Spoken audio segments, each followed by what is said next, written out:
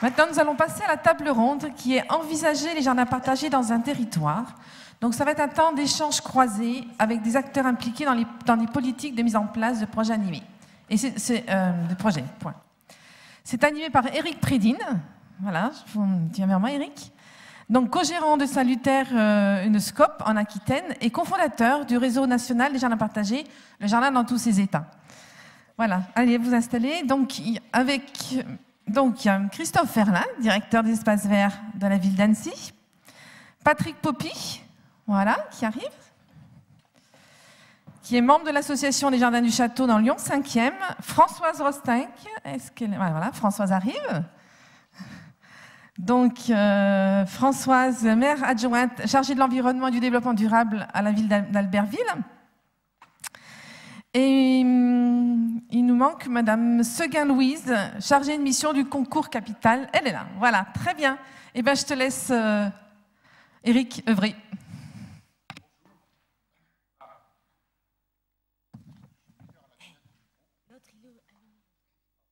Tu peux l'aider pour écrire? Éric? Oui. Elle écrit. C'est Béatrice qui. Voilà. Ah, ok. Alors, dans la table ronde, on a tenté de vous faire une petite mise en scène. Alors, je préfère tout de suite vous le dire. Voilà, une petite mise en scène. En fin de compte, on aimerait, au bout d'une heure, et au bout des 2 tables rondes de l'ordre de la demi-heure, un peu plus de la demi-heure, vous faire vivre une idée qui devienne un projet. Voilà. Et donc, il y a différentes étapes, comme vous le savez. Une idée, pour qu'elle fasse projet, il faut d'abord qu'elle soit partagée, pour qu'elle fasse déjà intention. Et puis, une fois qu'on a l'intention en commun, donc là, on est sur le jeu, nous voudrions faire quelque chose ensemble, il va falloir la rendre faisable et donc, effectivement, la passer à la moulinette des différents acteurs de l'aménagement de l'espace public, je dirais, ou de l'espace de l'intérêt général. Donc, on va tenter ça. C'est une aventure un peu particulière, on vient de préparer. Et le parti pris qu'on a eu, c'est que, effectivement, on va faire intervenir des gens qui ont une expérience. Et donc, on ne va pas leur faire parler de leur expérience, mais on va leur faire parler de leur expertise. Voilà un peu la posture que nous avons eue. Et les idées, ça vient de partout. Ça vient des habitants, ça vient des techniciens, ça vient des élus, et ça vient de partout. Là, on a choisi une idée d'habitant. Monsieur Poppy, de l'association du Château, du Jardin du Château, pardon, des Jardins du Château, ben voilà, va témoigner d'une idée qui va être passée à la moulinette dans cette table ronde. Monsieur Poppy. Merci. Bien, voilà comment le fait que je sois aujourd'hui là, peut-être un petit peu ça, en fin de compte. Un jour, j'ai lu le journal du quartier qui s'appelle Le Voisin. C'est le journal qui est édité par la Maison des Jeunes et de la Culture de Ménival. Et il y avait un article qui lançait un petit peu une bouteille à la mer en disant bien, notre quartier s'urbanise de plus en plus. Les terrains disponibles pour sauvegarder un petit peu de la nature en ville se réduisent comme peau de chagrin. Est-ce qu'il ne serait pas temps que l'on se mette un petit peu en action pour essayer de sauvegarder un petit peu de ces espaces verts qui diminuent? Donc, cette bouteille à la mer a été reprise par un collectif, par les habitants qui se sont dit, bah oui, il y a peut-être là une opportunité, il y a une opération immobilière sur un des derniers ténements disponibles. Est-ce qu'on ne pourrait pas en profiter pour essayer de favoriser effectivement la sauvegarde de cet espace, parce qu'il est intéressant, important, et essayer de promouvoir un petit peu l'idée de jardiner en ville, parce que c'est quelque chose qui nous semble effectivement de nature à réunir des gens qui ont envie de partager à la fois cette dimension nature, cette dimension jardinage, cette dimension écologique, environnementale, de façon à ce que notre quartier soit aussi un lieu où on aime se retrouver autrement, enfin en plein air, autrement que pour d'autres activités. Donc, c'était un petit peu l'idée que nous avions. Le jeu était un petit peu déjà partagé. Hein. La question, c'était de trouver un terrain parce qu'effectivement, ces terrains sont rares et ce terrain que nous vivions était propriété privée. Et la difficulté, c'était d'arriver à convaincre effectivement ces interlocuteurs de nous mettre à disposition un petit bout de terrain.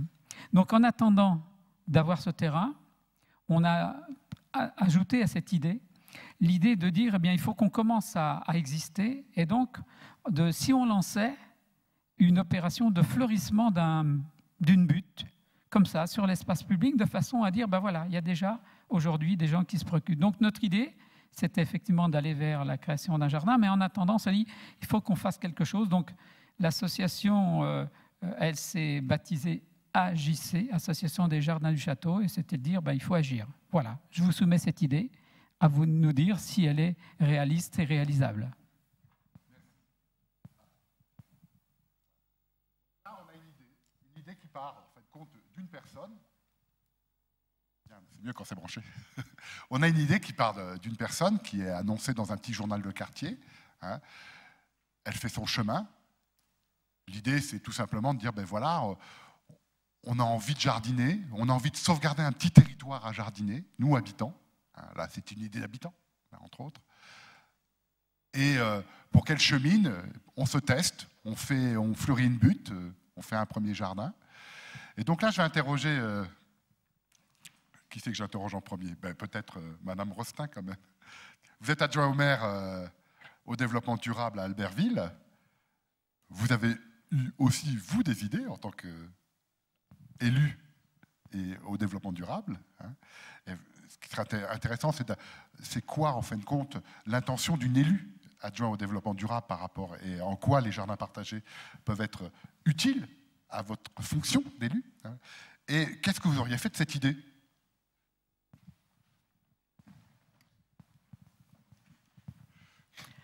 Donc, c'est vrai qu'en tant qu'élu, c'était un souhait au niveau de la collectivité, de la municipalité d'Albertville, de vouloir créer des jardins partagés sur un secteur où il y avait un fort habitat social, dans le but de répondre un petit peu aux attentes qui ont été soulignées par les habitants, donc ce que nous a expliqué monsieur précédemment, mais aussi pour nous la volonté donc, de mixer la population, de les faire descendre au pied des immeubles, de les faire se rencontrer, d'améliorer la rencontre et le vivre ensemble.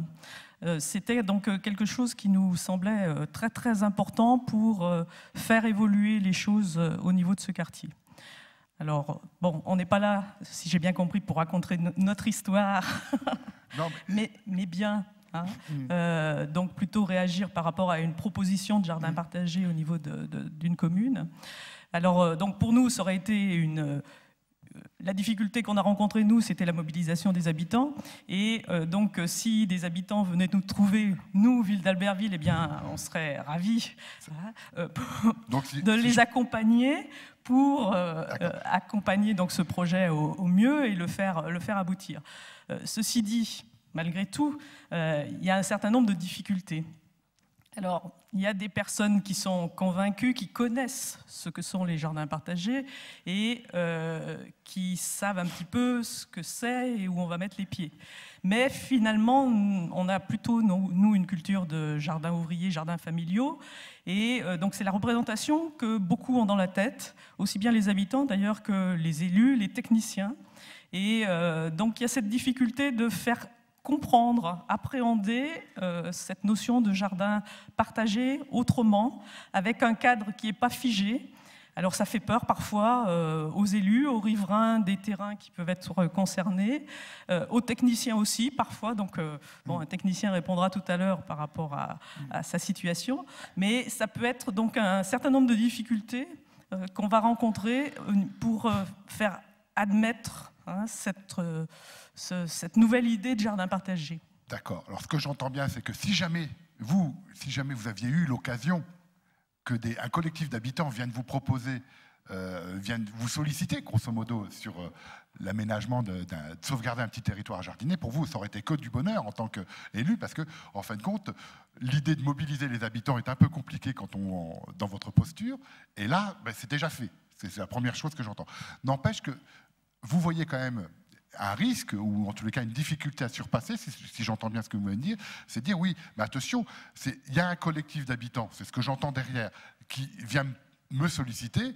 Faut-il que je m'assure en tant qu'élu que ça dépasse ce collectif d'habitants, je suis là au-delà de ce collectif spécifique, et que le concept de jardin partagé face à quelque chose qui est plus ancré dans l'histoire, dans la représentation, les jardins familiaux, ben c'est un peu flou, c'est pas si bien défini que ça, et ça peut créer des craintes et des peurs. Donc là, vous voyez une petite difficulté. Est-ce que je Voilà, tout à fait. Enfin, je reformule. Parce qu'on a peur de ce que ça va donner, quoi, de voir des choses qu'on n'a pas forcément envie de voir au cœur de la ville. D'accord. Parce que c'est peut-être pas suffisamment cadré. Puis autre chose, je pense, qui est important aussi, c'est de se dire que bon, bah, c'est un groupe d'habitants qui est mobilisé à un moment donné. Bon, il ne s'agit pas de répondre à une demande, je dirais, personnelle, même si c'est que quelques habitants, mais il faut que ça reste quelque chose d'ouvert, d'évolutif, et qui permettent donc d'accueillir aussi tout le monde. Enfin voilà, donc il y a un certain nombre de critères qu'on va avoir envie, en tout cas, de faire porter par ce projet. Ce que j'entends bien dans l'idée force, vous, en tant qu'élu, c'est que c'est pas parce qu'il y a une proposition d'habitants, même collective, que c'est suffisant pour vous, pour la soutenir. Il faut-il encore s'assurer que ça reste quelque chose d'ouvert et d'évolutif, qui va au-delà d'un groupe qui voudrait pour soi, pour son petit coin à l'eux, voilà, et l'entre-soi sur un jardin. On est donc, votre posture, c'est l'intérêt au-delà, l'intérêt général et public, ce qui n'est pas un grand scoop pour un élu.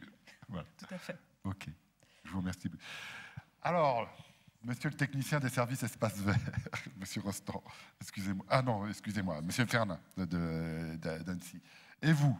On vient vous voir avec une telle idée. L'élu au développement durable à l'environnement, votre élu de référence, a l'air le prendre comme que du bonheur, mais se disait attention, il faut que ça soit ouvert à tous. Votre réaction? Est-ce que c'est une belle opportunité? C'est quoi les limites? Je m'empare de cette idée et je ne la lâche plus et je ne la laisse à personne d'autre. Bien que dans mon discours, je vais évidemment expliquer que dans une collectivité, nous en tant que service espace vert, on est effectivement souvent perçus comme des techniciens, peut-être parfois même de bas étage. On va forcément nous solliciter, et dans le cadre de cette idée-là, pour un accompagnement technique, c'est-à-dire qu'à un moment donné, le jardin, il va falloir le faire et le réaliser concrètement. Donc on va venir nous voir, est-ce que vous pouvez nous amener de la terre, comment on va chercher de l'eau, enfin, voilà. Donc ça, oui, on sait faire et on vient nous chercher souvent que pour ça. Alors c'est une erreur, je pense, dommageable, car il faut que nous, en tant que service qui avons un peu d'expérience dans le domaine, soyons, je dirais, impliqués dès le départ de la démarche, parce qu'on peut amener autre chose que de la technique. Enfin, moi, en tout cas, c'est ce que je ressens dans la collectivité dans laquelle je suis, c'est qu'aujourd'hui, le service espace vert est mandaté comme pilote des projets de jardin partagés, je dirais vraiment au sens très très large, et nos métiers ont totalement évolué de technicien. Aujourd'hui, moi, je fais du lien social, presque plus de lien social que de technique, quoi. Donc voilà, ça me paraît une opportunité immense.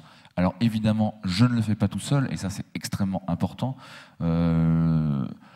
Ces projets de jardin, c'est un support formidable. Alors c'est au départ un support, parce que finalement, voilà, alors, mais qui est formidable pour les habitants, parce qu'effectivement, ils vont y trouver des intérêts de subsistance, de manger sainement, de se retrouver, de sortir, etc. Mais pour nous, voilà, c'est des supports vraiment de liens sociaux. Faire en sorte qu'aujourd'hui, vous arriviez à mettre des gens qui ne se connaissent pas, même si géographiquement ils sont sur un quartier précis, mais qui ne se connaissent pas, qui sont d'origines différentes, qui ont des attentes différentes, parce que le jardin, c'est pas une seule attente, c'est plein d'attentes différentes. Voilà, arriver à faire en sorte que ces groupes-là vivent ensemble et partagent une expérience, l'enjeu, il est là. L'enjeu, il est là. Après, oui, bien sûr, la collectivité, elle peut mettre en place d'autres choses. Elle peut proposer des accompagnements de formation, puisque pareil, vous avez des jardiniers dans ces domaines-là qui connaissent le jardinage, et vous avez des jardiniers qui ne le connaissent pas. Donc voilà, nous, au niveau espace vert, on est aussi là éventuellement pour les aider. Nous, au niveau de nos services, c'est aussi une opportunité majeure en tant que lieu support d'animation et de pédagogie. C'est-à-dire que c'est plus facile de faire de la pédagogie sur du jardin, dans un vrai jardin à but de production que sur un espace vert classique. Voilà. Donc voilà, l'opportunité, elle est immense. Elle a des limites, hein, évidemment. Alors vous, en tant que technicien, j'ai entendu quelque chose qui est quand même particulier. Vous êtes donc directeur du service espace vert, et vous dites, alors là, je dis par rapport, vous avez donné en fin de compte aussi les opportunités, le vivre ensemble, etc., qui n'est pas spécifique au service espace vert. C'est une opportunité générale, je pense. Mais vous, en tant que technicien, je dis c'est formidable parce qu'en fin de compte, je peux passer du technicien au social. Oui. Ça pouvait préciser ça? Aujourd'hui, encore une fois, voilà, nous on mène des expériences dans ce domaine-là en ce moment. On ouvre 4 sites là, de jardins partagés. C'est long, il y a des réunions, il faut que les groupes... Enfin, le but, hein, c'est que ces groupes vivent et que cette somme d'individualité, ben voilà, qu'on passe du jeu au nous. On l'a dit tout à l'heure, mais c'est vraiment ça, que ce groupe-là existe. Ben ça, on parle pratiquement pas de technique, là. La technique, c'est après. Les peurs, oui, les nouveaux jardiniers, mais comment on va faire? Moi, j'y connais rien. Quand est-ce qu'on plante des patates? Est-ce que le sol est bon? Ça, c'est pas... Voilà, on sait faire. Mais à un moment donné, c'est voilà... Le jardin, il est là, qu'est-ce qu'on fait? Est-ce qu'il faut faire un règlement intérieur? Comment ça se passe? Quelles sont les attentes de la collectivité? Parce que pour nous aussi, c'est une formidable opportunité pour faire passer un certain nombre de messages. Alors maintenant, des messages qui sont classiques, mais de développement durable, d'environnement, de pratiques entre guillemets bio, voilà. Parce que la collectivité, on va mettre à disposition un terrain, on va animer le groupe, on va effectivement faire en sorte que ça prenne. Après, ce groupe-là va être autonome, mais sur une base posée par nous en disant, ben voilà, pas question dans la collectivité que vous épandiez produits phytosanitaires, etc., parce qu'on n'est pas dans cette démarche-là. Donc il y a un échange, et ça se passe, enfin, pour l'instant, en tout cas, d'expérience, toujours très très bien. C'est-à-dire que vous, en fin de compte, en tant que service espace vert, vous avez aussi un message à transmettre, et qu'en fin de compte, la genèse, et je ne dis pas même pas le projet, pas le fonctionnement, mais la genèse du jardin partagé vous permet de fixer le cadre de la transmission de ce message vers les habitants. Tout à fait, c'est un des... d'illustrer le propos. Absolument, c'est un des supports majeurs. C'est-à-dire qu'en fin de compte, les missions du service espace vert, c'est off. On n'est plus à planter des tagettes au milieu des massifs urbains, là. Bien heureusement. D'accord. Okay. Et les limites de cette affaire? Alors les limites, moi il y a une chose qui, voilà, dans le projet qui a été soulevé, qui va être à un moment donné peut-être un petit peu compliqué à gérer, c'est le périmètre d'ouverture de ce jardin. C'est-à-dire que voilà, vous êtes sur un site, ça se construit autour, il y a des gens, vous allez, je l'espère, faire des envieux. Donc à un moment donné, il va y avoir qui on prend pas, voilà, ça va falloir voilà, essayer de voir un petit peu plus loin. Enfin voilà, essayer de se poser cette question-là. Ce qui peut être une opportunité majeure pour vous, c'est de dire, ah, mais ça tombe bien parce que, tiens, regardez là, il y a un autre terrain là qui ne sait pas quoi faire, si on pouvait étendre. Et, voilà, ça fait tache d'huile et on peut constituer comme ça un réseau au sein d'une collectivité. Mais voilà, une des limites, c'est ça. Ça me paraît important de prévoir ça assez vite. D'accord. En fin de compte, pour vous, assez rapidement, de votre expérience, c'est qu'à partir du moment qu'on commence à mettre le pied dans l'engrenage, le doigt dans l'engrenage, excusez-moi, de dire on est d'accord pour répondre à la demande, à la demande de jardin, il va y avoir assez rapidement la collectivité et vous, les services, à vous confronter à comment on va gérer la demande. Oui, on l'a eu très concrètement à gérer. Je fais juste une petite aparté sur notre expérience. On a ouvert 4 sites sur Annecy. Il y avait globalement une capacité d'accueil de 70 jardiniers. On a eu plus de 350 demandes. Donc il a fallu gérer ça. Politiquement, c'est pas simple, hein, parce que dit 350 demandes, 70 jardiniers, ça veut dire plus de 250 à qui il faut dire non. Et politiquement, c'est plus facile de dire... Enfin, dire non à 250, c'est pas facile, même si on dit oui à 70. Donc là, il y a cette contrainte-là qu'il faut prendre en compte. On a nous-mêmes découvert ça, on n'avait pas appréhendé cette demande-là, hein, très clairement. Alors moi, je vous le confirme, parce que je suis animateur de la table ronde, mais effectivement, anticiper la gestion de la demande est quelque chose d'important, d'autant plus que la demande se renforce. C'est des 20 dernières années, la demande se renforce parce que comme le jardin partagé existe de plus en plus, donc il est légitime dans les têtes et donc il est légitime que les habitants en demandent. Et moi pour conclure mon propos, je dirais qu'aujourd'hui, au vu de l'expérience et de la demande qui est en train de naître et du bonheur que c'est finalement, parce que quand on est technicien et qu'on rencontre les habitants, généralement, ça se passe pas très bien. Les réunions publiques, c'est 20h le soir, on vient présenter un projet, ça a l'air bien, mais au final, il manque ça, il manque ça, il manque ça, il manque ça, il manque ça. Là, on a 70 jardiniers qui ont la banane, qui sont heureux d'être là, et qui construisent quelque chose, et on construit quelque chose ensemble. Donc voilà, ça c'est quand même quelque chose enfin, pour nous assez formidable.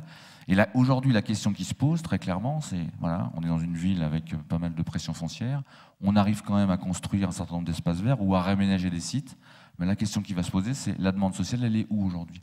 Est-ce qu'il faut faire un espace vert, pelouse, 2 balançoires, un toboggan et 3 massifs de géranium, voilà, très clairement, je schématise, ou au contraire, permettre l'accès à ces jardins en support de jardin partagé. Aujourd'hui, on se pose la question. Il y a 10 ans, on ne se la posait absolument pas. Aujourd'hui, on se la pose. La réponse ne sera pas systématiquement, évidemment, jardin partagé, mais on se pose la question.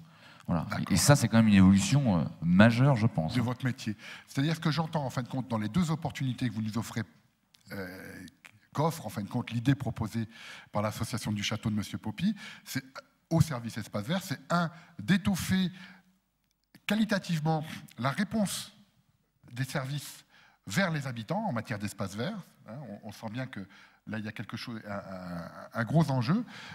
Et effectivement, aussi d'étoffer la gamme des potentialités que peuvent offrir les espaces verts d'une ville en termes de fonctionnalité.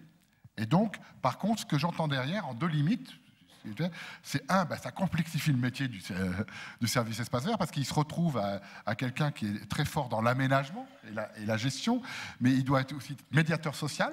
Donc il doit avoir une compétence de médiation sociale pour mettre en place des nouveaux espaces et des équipements à connivence sociale, en tous les cas, ou en tous les cas s'allier cette compétence, pas s'aliéner, s'allier cette compétence. Et puis ensuite, du coup, c'est tellement du bonheur, mais que ce bonheur-là, petit à petit, va être saisi par d'autres. Et du coup, il va falloir qualifier la demande et se poser la question, dès la genèse de l'idée, de dire mais comment il va falloir l'étendre, ou en tous les cas gérer la demande. Ok. Alors là, je vais m'adresser, excusez-moi, c'est un peu séquencé, mais bon, c'est le rôle, etc. Je vais m'adresser à Madame Seguin. Alors Madame Seguin, il va falloir quand même expliquer ce que vous faites dans la vie, parce que c'est quand même particulier. Vous êtes chargée de mission au concours des capitales françaises de la biodiversité. C'est bon. Oui, donc comme disait tout à l'heure Alain Chabrol, donc moi je m'occupe du concours Capitale française de la biodiversité. Donc concrètement, on ne travaille pas directement avec des gens qui montent des jardins partagés, mais de par ce concours, on a pu recueillir beaucoup d'expériences des communes candidates en matière de jardins partagés. Et donc c'est pour ça que je suis là aujourd'hui. Alors moi, la question que je vais vous poser, c'est imaginez qu'une commune s'est saisie de l'idée proposée par l'association des jardins du château, s'est saisie, l'a passée à la moulinette des techniciens, voilà, et viennent vous voir en disant, ben voilà, nous on a un projet au concours des capitales françaises de la biodiversité. En quoi cela serait éligible et qu'est-ce que ça pourrait leur apporter? Et c'est quoi, en fin de compte, les freins à l'éligibilité? Alors, évidemment, oui, c'est éligible pour nous parce que là, dans le projet de M. Poppy, ce qui est intéressant, c'est que c'est d'abord conserver un espace de nature en ville. Et ça, dans une collectivité comme Lyon, qui est quand même très urbanisée, pour nous, c'est très important en matière de biodiversité et puis en matière de lien social, puisque pour nous, la biodiversité, c'est pas juste de l'écologie, c'est aussi partage de savoir, rencontre avec les gens, etc. Et donc là, pour nous, c'est un projet très intéressant. Et l'idée de fleurissement spontané de buttes, un peu comme guérilla gardening, c'est un peu ce style de ce que j'ai compris, c'est intéressant parce que ça permet d'ouvrir à d'autres gens que juste les personnes qui ont jeté la bouteille à la mer et peut-être 10 personnes d'un quartier. C'est ouvrir à tout le monde et c'est un peu fort le son. C'est ouvrir à tout le monde et puis permettre aux gens de se renseigner sur ce que c'est et pourquoi ce projet. Donc ça, c'est intéressant. Quel est l'avantage pour une ville de se faire reconnaître dans le concours des capitales françaises de la biodiversité? Alors, oui. Racontez-moi les libellules. Donc, Albertville et Annecy peuvent vous en parler, mais donc les libellules, ça date depuis 2012. On accorde de 1 à 5 libellules en fonction de l'engagement de la collectivité envers la biodiversité. Et donc, concrètement, c'est quoi? C'est un logo avec des petites libellules dessus. Et ça permet aux habitants de se questionner sur, tiens, qu'est-ce que c'est, pourquoi la commune a ça, qu'est-ce qu'ils font, et d'un peu de creuser plus loin et d'aller voir ce qui se fait dans la collectivité. Et donc, pour en revenir au jardin partagé, pourquoi c'est intéressant? Par exemple, je peux rebondir sur ce que disait M. Ferlin, c'est que c'est valoriser aussi le travail des agents des espaces verts. Parce que parfois, par exemple, s'il y a une gestion écologique des espaces verts dans la ville, les habitants peuvent trouver que c'est sale, qu'il y a différents freins de ce type. Et là, par le biais du jardin partagé, les agents des espaces verts peuvent participer. Enfin, nous, on trouve que c'est intéressant quand ils sont intégrés dans cette démarche pour justement présenter pourquoi cette nouvelle gestion, ce nouveau mode de gestion et comment ça marche, et partager justement ce savoir et ne pas juste donner cette impression de technicien. Voilà. D'accord. Est-ce que vous voyez des freins à cette idée-là? Oui, le frein, ce serait que ce jardin reste cloisonné à des habitants particulièrement préoccupés par cette question et que ça n'arrive pas à diffuser auprès du reste des habitants. D'accord. Et ça ne suffit pas d'avoir des habitants très motivés et en capacité à préserver la biodiversité entre eux. Faut-il encore diffuser cette préoccupation à tous? C'est ce que j'entends. Oui, voilà, oui, parce que c'est bien d'être une dizaine, mais c'est mieux... et l'idée de concours, elle est là-dedans. Oui, c'est-à-dire que nous, de toute façon, à partir du moment où il y a une volonté de préserver la biodiversité, d'intégrer les gens, on trouve ça intéressant. Évidemment, on trouve ça encore mieux si c'est ouvert à tout le monde lors d'animations, d'événements, par exemple la fête de la nature, ce genre de choses. D'accord. Alors, du coup, parce que moi, je le découvre, hein, cette histoire de libellules. Je connaissais les fleurs, mais je ne connaissais pas les libellules. Donc, Annecy et Albertville ont des libellules. Et c'est quoi l'avantage d'avoir des libellules? Pardon. C'est juste pour dire que les libellules, c'est que depuis 2012. Ah. Donc, voilà. Pas encore des libellules. Mais vous pouvez en obtenir cette année. Oui, donc c'est un petit peu, voilà, comme les villes fleuries, hein, c'est aussi donc un label pour montrer les efforts de la collectivité dans les domaines de la biodiversité. Donc nous, Albertville, ça nous a permis d'évaluer un petit peu, ça a été intéressant parce que ça nous a permis au moins de poser les choses à un moment donné et de remplir le dossier et de voir un petit peu tout ce qu'on faisait et puis toutes les marges de progression possibles puisqu'on n'a eu qu'une petite libellule, mais bon, la marge de progression est devant nous. D'accord. Donc moi, en tous les cas, ce que j'entends, c'est qu'effectivement, on sent bien qu'une idée de jardin partagé, une intention de jardin partagé peut contribuer effectivement, à créer des réservoirs de biodiversité, que j'appelle ça des réservoirs, je pense que vous êtes dans le bon terme, voilà, c'est pas grave. D'autres appellent ça des corridors, je trouve ça plus triste, mais enfin bon, voilà. Des réservoirs de biodiversité. Et donc, en fin de compte, à travers une intention de convivialité, de jardiner ensemble, de vivre ensemble, etc., on se retrouve avec, en fin de compte, d'autres objectifs plus, je dirais, plus distants, quoi, à une autre échelle, sur les questions de biodiversité, voilà. Et pas forcément, qui ne préoccupent pas forcément au départ les habitants.